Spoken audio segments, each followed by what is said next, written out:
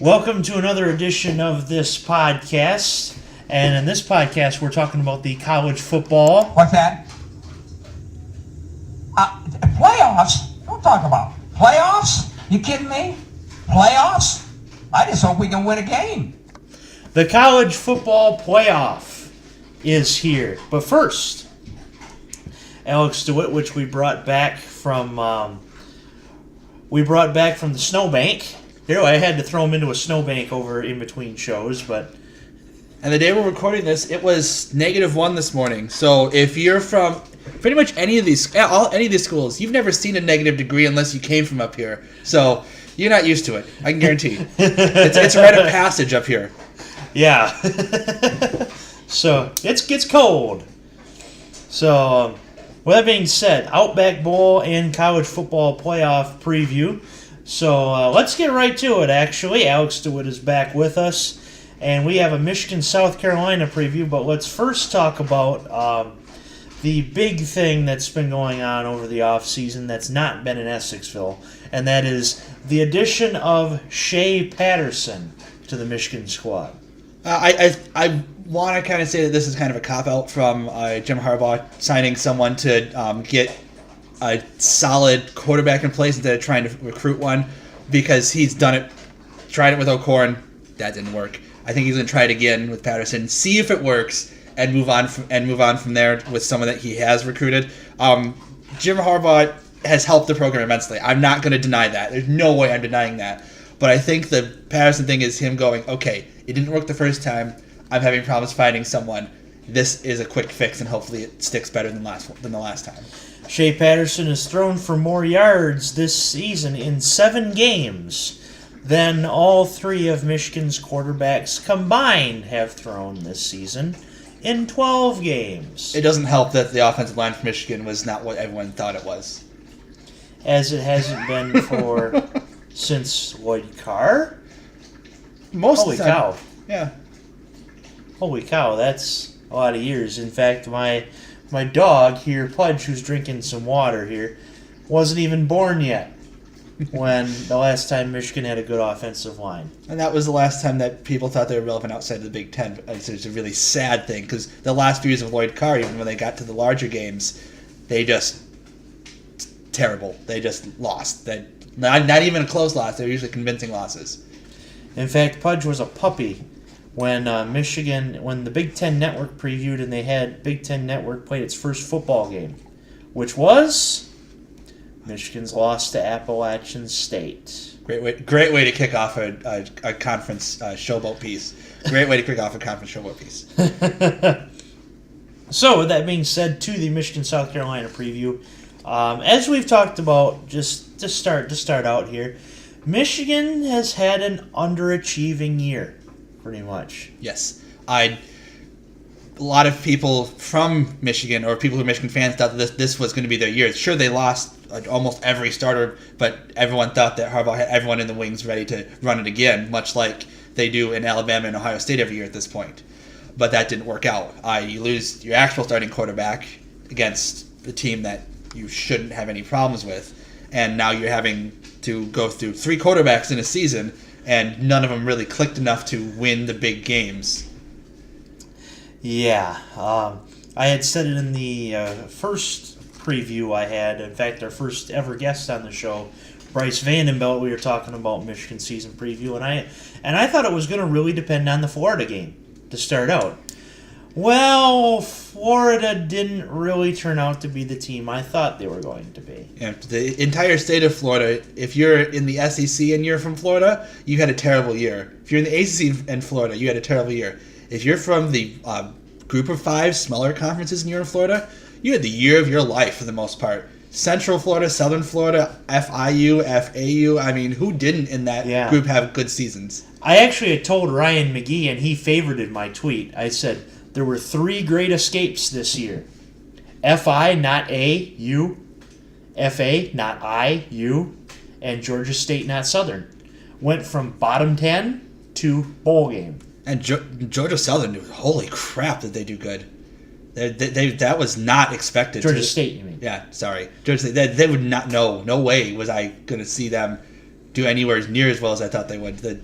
smaller conferences, usually you have the same teams year after year in the top 1 or 2. Look at Boise State. They've owned that conference since its inception, pretty much.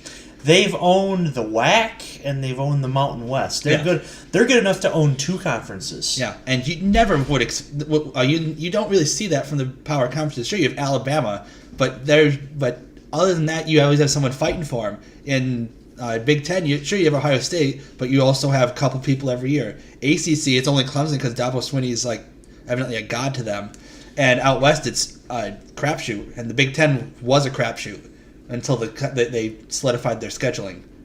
And they brought in Jim Harbaugh. Just saying. But anyway. Michigan, an underachieving season. Like I said, thought it was going to depend on the Florida game, but it really didn't. The quarterback play was really the struggle, and the offensive line. Maybe it's because they wore the uniforms that look identical to my favorite NFL team. For those who don't know, Rams Color Rush looked almost identical to the, what they call it, Power Yellow or some stupid name like that of the first game of the season for the Wolverines. Yeah. For the Color Rush Rams-Bucks, the last game in St. Louis, I called it mustard versus ketchup. Yeah, I actually tweeted that to Paul Lucas, runner of the UniWatch group, and I've never had any more reactions to a tweet ever. I think I had like 300 likes and retweets. I have like 80 people following me. That was a miracle. And I thought it would get some love from the Ben Van Sumeren video that I posted on my Twitter. But, I mean, it got a lot of views, but I didn't get a lot of followers from it. Anyway, Michigan underachieving year. South Carolina, though, they have had an overachieving year, I feel, from what they were expected to do. Yeah, when you have a bad season in the SEC, you expect to have bad seasons for multiple years before you're any sort of relevancy. You're not supposed to be down 1, up 1. You're supposed to be down for a few years, get some new recruits, and then just push your way to close to a conference title game. And, I mean, they didn't make it to the conference title game this year, obviously, but they did a lot better than anyone in the SEC should after having a year where you're looked at as the laughingstock. Yeah, and South Carolina, back when I was in high school and late middle school and high school, were top 10 every year because of Spurrier. And now that the visor's gone, so have the South Carolina Gamecocks. But this year they have come back to an 8-4 year. And I was thinking to myself, once Michigan lost to Ohio State and it was bowl selection time, I'm thinking, something's telling me we're getting South Carolina.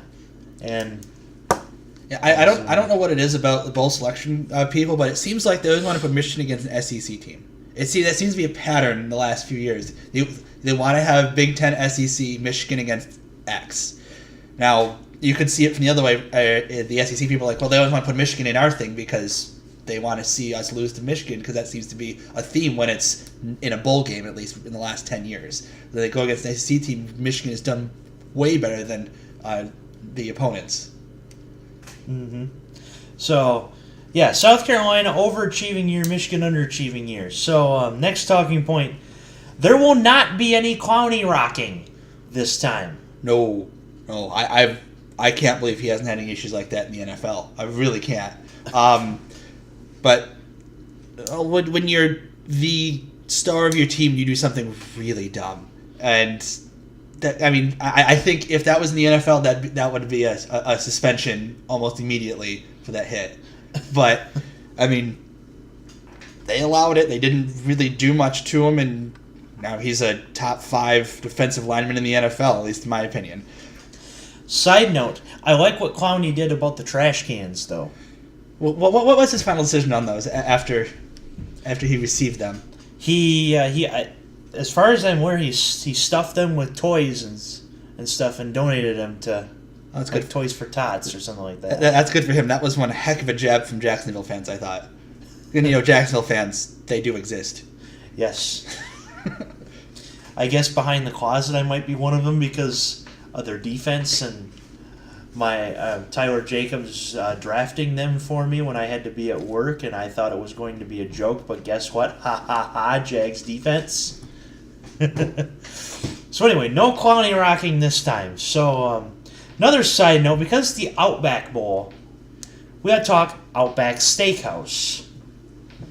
What's Alex's favorite among these two that you get for free if either team wins? Coconut shrimp or bloomin' onions? Well, not usually one for coconut shrimp because usually it's just coconut with this weird texture in the background of the shrimp. But I mean, I like shrimp. I don't like coconut shrimp usually. Bloomin' onions are the way to go. Always the way to go. It depresses me that they always pick the SEC team for the bloomin' onions because bloomin' onions are awesome. And I haven't had one in a few years because who goes to Outback Steakhouse anymore because of how expensive their food is. Hey, they had that $10 steak and drink meal a couple months ago. Problem is, you're already there. You're already in town in that town where we're about 25 miles away from an Outback, but you're almost there for college, and I'm not. Yeah, but still, expensive food. That's why people don't go there. But anyway, bloomin' onions are my jam, I guess. Yeah. So yeah, bloomin' onions all the way. So in Tampa, Florida, New Year's Day, noon kickoff, 3:30 in the afternoon. Who's going to be happy? The fans in Michigan or the fans in South Carolina? I'm going to say likely Michigan. Again, South Carolina much better than they were previously, but I think Michigan does come out. Jim Harbaugh lights a fire under his players' butts because he doesn't let one under his, and they go out with another bowl win. 28-20 or 27-20, missed extra point or 2 field goals instead of a touchdown. Yeah, I see Michigan winning this one as well. This could almost, dare I say this because I know that perhaps some South Carolina fans are listening, but I think this could end up like the Michigan-Florida Bowl a couple of years ago. Blowout. I could see it. Of course, Alex thinks I'm crazy sometimes, but... Well, it didn't help the Florida team that year that they had, nobody starting. I'm going to say Michigan 31, South Carolina 10. I think Michigan is upset that they went 8, that they had this type of season, and they're going to take it out on this South Carolina team who's overachieved. And this could motivate South Carolina to perhaps take that step up and perhaps challenge the SEC East. Well, if Tennessee can't do it after being lauded as the only saviors of the SEC East, why can't South Carolina? Mm-hmm. Which I believe Tennessee finished in the final bottom 10 this year, if I'm not mistaken. They had probably their worst season. I mean, not necessarily the worst season statistics-wise, worst season morale-wise in my lifetime. They're expected to win it, challenge Alabama for the crown, and just fell apart so quickly in the season. And when you have a player who scores the only touchdown against Alabama and then goes around waving fingers at the Alabama fans, you're not having a good season. Yeah, and Clay Fire Butch Jones Travis had some words to say about the Tennessee season as well. So yeah, Michigan 31, South Carolina 10. Alex says a little bit closer than that, but a Michigan win. So, by the way, for all the bowl teams out there, just a quick reminder. This is what's great about sports. This is what the greatest thing about sports is. You play to win the game. Hello?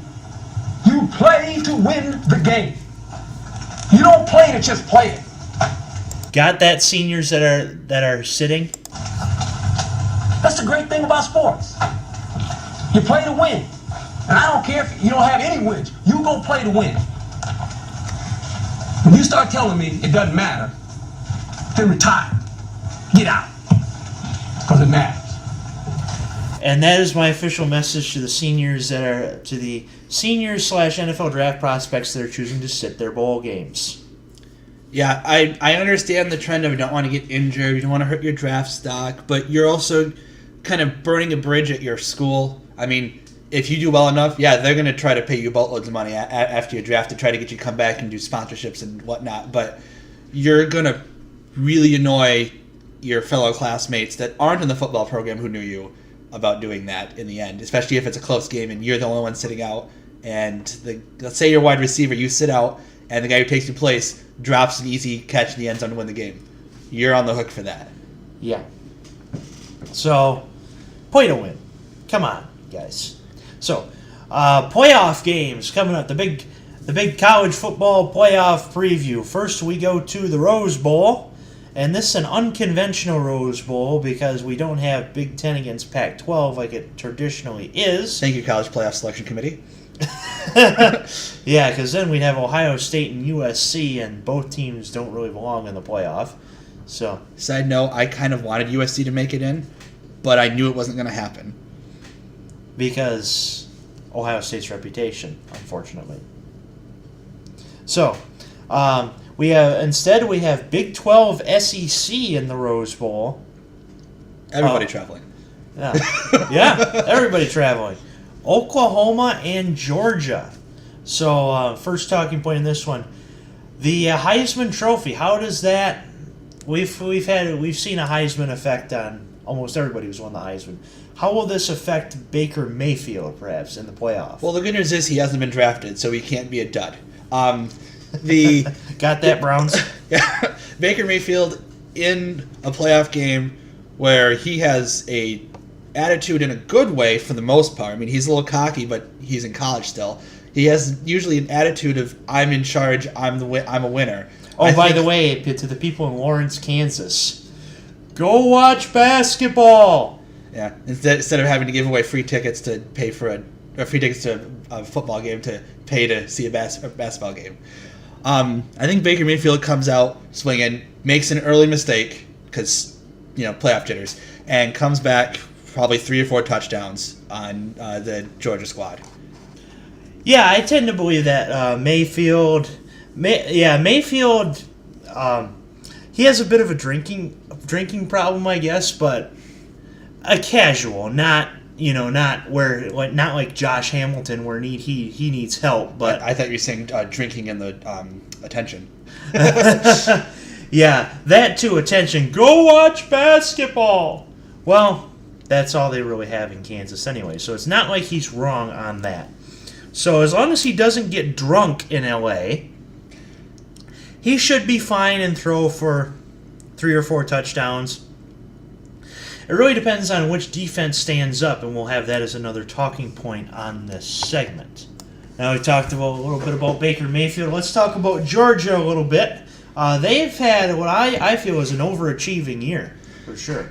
Yeah, with them going toe-to-toe with Notre Dame, when everyone thought Notre Dame was going to be a playoff contender early in the season, and it's like, okay, these guys might actually do something. And then they go through and steamroll their conference schedule pretty much exclusively, and then they end up getting selected for the college playoffs, and it's like, wow.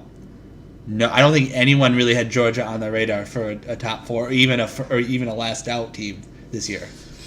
Yeah, I was thinking it was going to be same old Alabama again, or well, they did make it again. yeah, and that we'll talk about in the second game too. But I was thinking, probably Alabama or Florida. Back last year we were thinking Florida was going to do something. I was thinking perhaps Florida could be in the conversation too with Malik Zaire transferring, but they never played Zaire.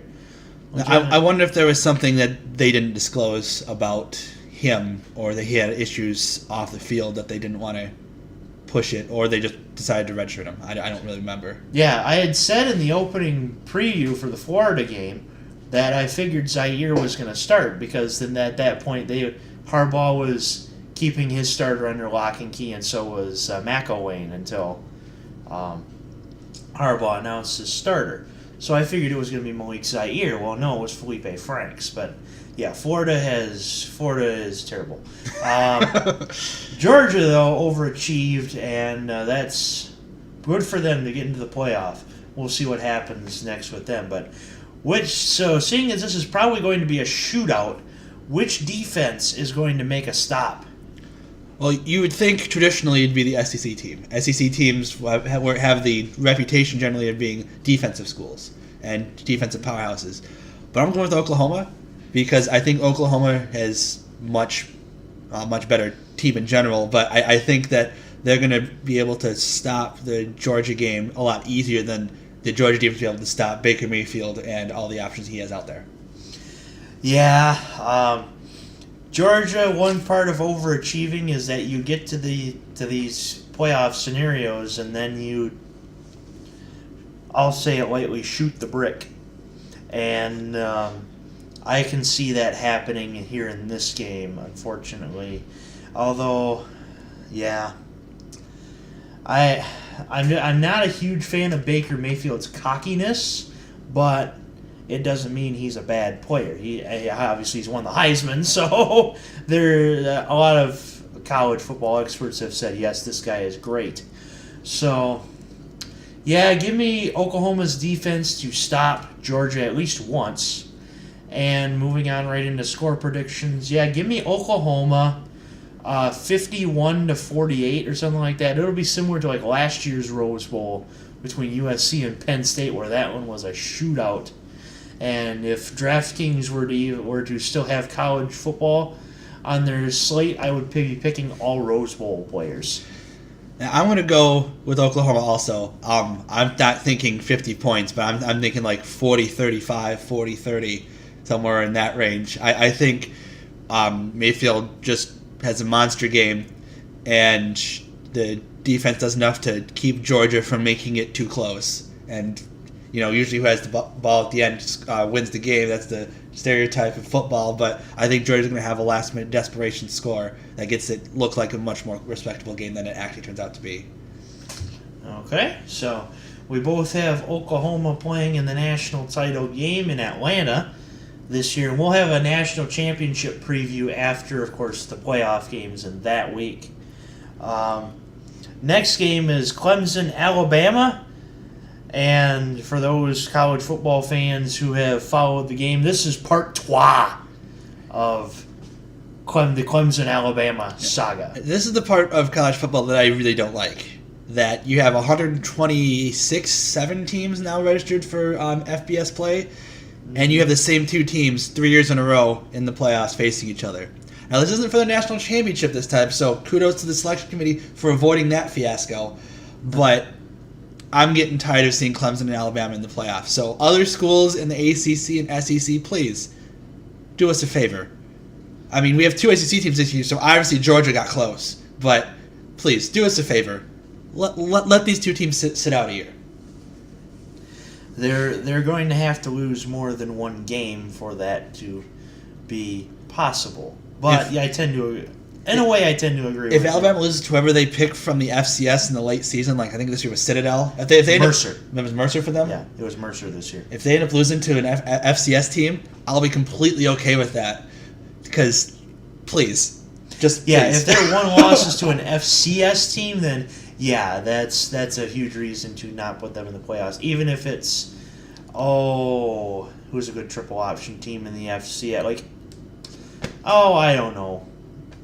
North Dakota State, somebody like that. Play someone from up north, Alabama? Are you crazy? Why would they play anyone north of the Mason-Dixon line? Yeah, that's the thing though. Is Alabama's going to give these teams money, and SEC schools do it. They give these teams money to play a patsy game, but kudos to Troy and for beating LSU. And our local FBS team, technically, Central Michigan. They had Oklahoma State the last 2 years, and they beat Oklahoma State the first year, and that really that derailed that team's season right off the bat. Second year. That derailed Oklahoma State season right off the bat. Yeah. And I have a former professor who's now at the Citadel, and they know they have terrible sports, but hey, there's always hope there that they'll win something big. Yep. But yeah. Schedule better than those type of FCS teams, Alabama. Please. Any SEC team. Please. Or at least pick a group of 5 team. Yes. Central Florida wants a fight. Yeah. Troy wants a fight. Like an actual... they did good this year. Troy wants a fight again. Go out west. Pick up Boise State. You saw what happened to Oklahoma last time they played them in a big game. Yeah. The Statue of Liberty play. So with this game being in Nolans, Nolans. is this a home game for Alabama? honestly, it's pretty much a home game for both. They're not, neither of them are very far away. Clemson's a little bit farther, but they got followers everywhere that they can pull in. It's going to be a packed, loud game on both sides of the field. Yeah, and Clemson was number one, so Dabo Swinney got to pick which game they wanted to play in, and he chose this one because of the fans. He wanted them to have a closer drive to New Orleans than he would to L.A., which I'm sure you would want to go to the Rose Bowl because it's in L.A. and the Coliseum's right across. Well, not right across the street, Close by. Close by. Well, if you're from the South, stay in the South, and if you want to drive, it's probably just over a day's drive to New Orleans from Clemson's campus. Whereas if you really dedicate, you want to drive cross country, that's almost a full day just in Texas. Who wants to just drive through Texas for a whole day? Very few people who aren't truckers. Yeah. I've never actually driven through Texas, but I've heard enough stories of Texas. I know a couple people who live down there now, and they say driving between the big cities is a really long, boring drive. The interstates were not set up very cleanly. Gotcha. So yeah, third time's a charm. So we had Alabama win the first time, Clemson win the second time. Who gets that third time the charm fire in them in this game? Well, these two teams, whoever wins will be in my pit of misery, but they'll also be in my In misery? yeah. Dilly. Dilly. But that's just because I don't really want to see either of these teams win out again. I'd prefer to see new blood, and until another team challenges them, that's not going to happen. But I'm going to say Clemson wins out this one. Alabama did have a letdown in one of their games, and Against Auburn. yeah, and Clemson, the ACC I think had better top tier teams this year than the last couple, but the bottom of the conference was just a complete cluster, starting with Florida State. Yeah, and briefly before I'll do my pick, did you read that article about Florida State's bowl eligibility in question? No, what do they have in there? Apparently, Delaware State, the FCS team that they played on Championship Saturday to fill a game because of Irma, was close to not having the 90% scholarship rule that FBS FCS games have for it to count towards the standings. From what I've heard, Delaware schools in general are nothing to be touted about. So it wouldn't surprise me if they had issues like that. But I mean, they did technically win 6 games, and if the NCAA didn't catch it beforehand, that's on their hands, not Florida State's, I think. I mean, Florida State has to pass all that through scheduling committees with their conference and with the NCAA. So that's the NCAA's fault for dropping the ball, if that is true. Mm-hmm. And if true, it upsets me because one of our schools, Western Michigan, got shut out of a bowl at 6-6, and it's like these guys played a tough MAC schedule. Granted, MAC is not a conference that everyone thinks of as a powerhouse. right? But these guys played a tough MAC schedule, and they still had Jarvion Franklin from the P.J. Fleck era. Give that man and that team a chance. Yeah, and, I mean, look who Florida State ended up against. Southern Miss. Perfect school for Western Michigan to go against. Both Group of 5 conferences. Both teams did relatively well this year considering outside conditions. Fleck in the MAC and Florida State running into a Troy wall in their conference. Mm-hmm. And let's face it, I think that would have been a much better matchup than Florida State Southern Miss. Mm-hmm. In fact, I remember, Alex remembers this. I remember Jordan Bennett, one of my friends, probably a fan of the podcast too, talking about Western Michigan not getting into a bowl game. And I was thinking to I immediately messaged Alex and said, check the bowl schedule. Are there any 5 and 7 teams in? And you had said no. And I'm like, it was really surprising. The last few years, there's been like 1 or 2 every year. At least. And this year, they did get that right, which is good. But I think that's more because a lot of the conferences had this huge stack in the middle of teams. And that led to, a lot more